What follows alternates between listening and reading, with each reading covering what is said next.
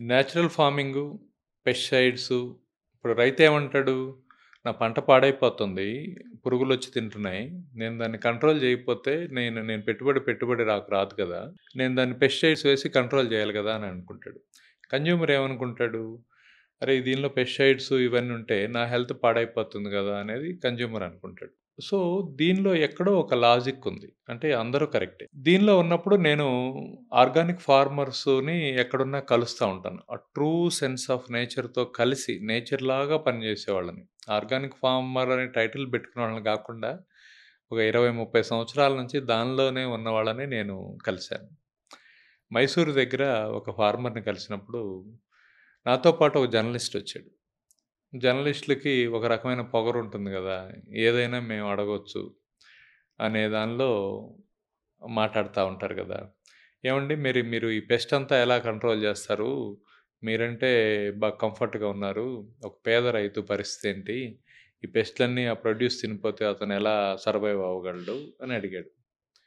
ఆయనేం జెప్పాడంటే, "భూమి నాది అనిన పుడమి ఫక్కున నవ్వును." ఈ భూమి నాది అని మరి ఓన్ జేసుకోవడానికి ట్రై చేస్తున్నారు. ప్లీజ్ అండర్‌స్టాండ్ దట్ మీరిక్కడ పర్మనెంట్ కాదు. ఇది అందరిది. Everybody has their own stake అని అంటూ ఆయనేం జెప్పాడంటే, నేను ఒకరోజు పొద్దున్నే పొలంలో తిరుగుతున్నాను. తిరుగుతుంటే పురుగులు మాట్లాడుకుంటున్నాయి. నేను రోజు తిరుగుతున్నాను గాబట్టి నాకు వాటి భాష తెలుసు. అది నాకు అర్థమైంది.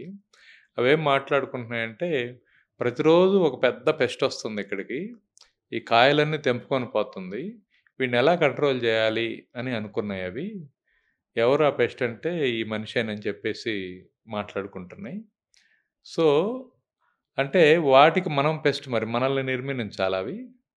మనం వాటిని నిర్మూలించాలా? ఇదేదో యుద్ధంలాగా గాకుండా everybody has their own fair share అనే దానిలో ఒక న్యాచురల్ సిస్టమ్‌లో దాన్ని చంపటం కన్నా రిపెల్లెంట్స్ వాడడం ఎలాగా? దాన్ని ఒక మినిమైజ్ చేయడం ఎలాగా అనే ప్రాక్టీసెస్ చాలా ఉన్నాయి. మనం ముందే అనుకున్నట్టుగా ఇదేం కొత్త విషయం, అద్భుతమైన విషయం ఏం గాదు. వేల సంవత్సరాల నుంచి దాదాపు 20,000 సంవత్సరాల నుంచి పెస్ట్ ఉంది, వైరస్‌లున్నాయి. Everything is there. కానీ మనం పంటలు పండించాం, ఆరోగ్యంగా ఉన్నాం, చేసాం.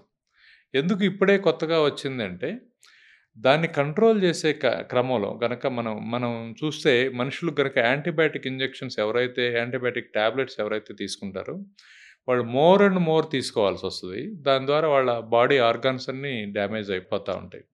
దానికన్నా నేచురల్ ప్రాక్టీసెస్‌లోకెళ్తే వాళ్ళు స్ట్రెంగ్తెన్ అవుతూ అడాప్టబిలిటీ పెరుగుతది. అలానే దీనికి తగినట్టుగా మనం ఒక నేచురల్ సిస్టమ్‌లో దాంతో పాటు సెయిల్ అయితే ఈ ప్రమాదం ఉండేది గాదు. దీన్ని పూర్తిగా నాశనం జేయాలనే దానిలో స్ప్రే చేస్తే అది ఇంకొక రూపం తీసుకుంటుంది. మళ్ళా దానికి ఇంకొక మందు, దానికి ఇంకొక మందు. ఈ మందులు పెరిగి మళ్ళా మన పొట్టలోకి, మన భూమిలోకి, మన నీళ్ళలోకి ఇవన్నీ పొయ్యి ప్రవహించి సముద్రాల్లోకి పోయి సముద్రాల్లో ఉన్న జీవరాశిలో కూడా ఒక బయో అక్యుములేషన్ ప్రాసెస్ ద్వారా మీరు చేపలను తిన్నా, రొయ్యలను తిన్నా, కాయలను తిన్నా, కూరగాయలను తిన్నా అగైన్ అవన్నీ ఎక్కడికొస్తాయి? మళ్ళా మీ పొట్టలోకే వచ్చి, మీ పొట్టలో చేయాల్సినంత డ్యామేజ్ చేసి బయటికెళ్ళిపోతాయి. అందుకని ఈ ఓవరాల్‌గా ఈ స్టోరీ మనకు తెలిసిందనుకోండి, ఓకే. ఎలా బిహేవ్ చేయాలనేది అర్థమవుతుంది. It is all psychological behaviour sense అండి. మీకు ఆ మనసుండాలి. అంటే ఇది నాది మొత్తం నేను హోల్డ్ చేసుకున్నాననే దానిలో ఉండొద్దు. ఇదేంటంటే ఒకళ్ళో ఇద్దరో చేస్తే కాదు. నేచురల్ ఫార్మింగ్ ఎవరో చేస్తున్నారు. చుట్టూ అందరూ కెమికల్ ఫార్మింగ్ చేస్తున్నారు. డెఫినిట్‌గా ఆ పెస్ట్ అంతా ఇటొస్తది. అదే ఎక్కువ మంది చేస్తున్నారనుకోండి, వాటన్నిటికి సరిపోయిన ఆహారం అన్ని చోట్ల ఉంటుంది కాబట్టి ఆ అటాకింగ్ ఉండదు. ఇలాగా ఒక క్లస్టర్ వైస్‌గా, బేస్‌గా దానికి సస్టైనబుల్ వేలో, నేచురల్ వేలో మనం ఒక సొల్యూషన్ చూడాలి.